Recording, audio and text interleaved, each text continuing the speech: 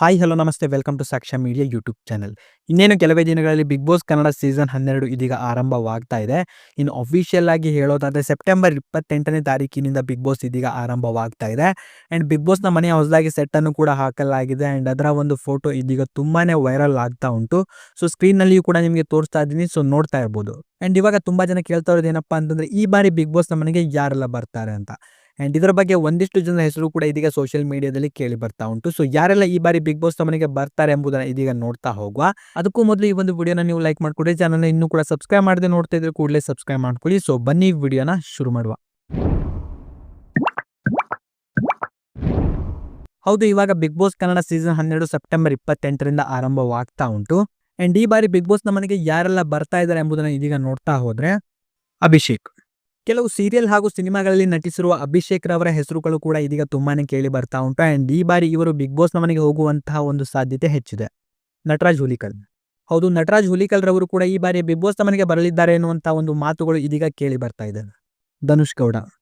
ಧನುಷ್ ಗೌಡರವರು ಅನೇಕ ಸೀರಿಯಲ್ನಲ್ಲಿ ಇವರು ನಟನೆಯನ್ನ ಮಾಡಿದ್ರು.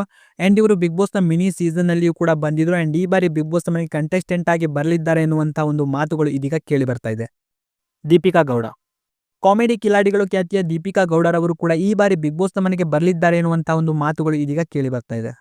ಅಭಿಜಿತ್. ಕನ್ನಡದ ಹಿರಿಯ ನಟ ಅಭಿಜಿತ್ ರವರು ಕೂಡ ಈ ಬಾರಿಯ ಬಿಗ್ ಬಾಸ್ನ ಮನೆಗೆ ಬರುವಂತಹ ಒಂದು ಸಾಧ್ಯತೆ ಹೆಚ್ಚಿದೆ. ಸಲ್ಮಾನ್ ಅಹಮದ್.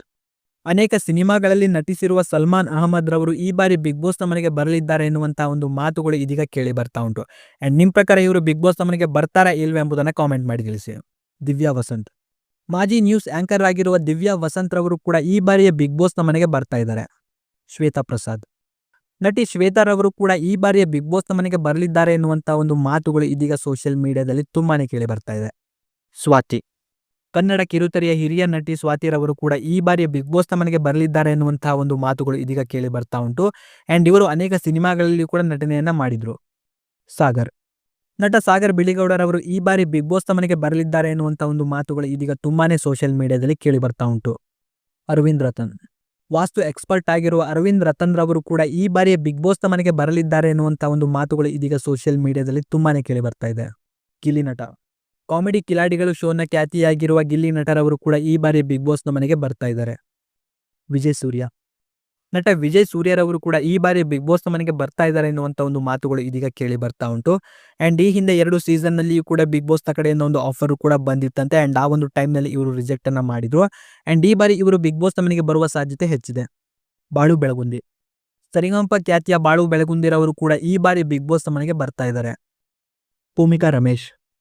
ಕಲರ್ಸ್ ಕನ್ನಡದ ಅನೇಕ ಸೀರಿಯಲ್ನಲ್ಲಿ ನಟಿಸಿರುವ ಭೂಮಿಕಾ ರಮೇಶ್ ರವರು ಕೂಡ ಈ ಬಾರಿ ಬಿಗ್ ಬಾಸ್ನ ಮನೆಗೆ ಬರಲಿದ್ದಾರೆ ಎನ್ನುವಂಥ ಒಂದು ಮಾತುಗಳು ಇದೀಗ ಕೇಳಿ ಬರ್ತಾ ಇದೆ. ಸ್ಪಂದನ ಸೋಮಣ್ಣ.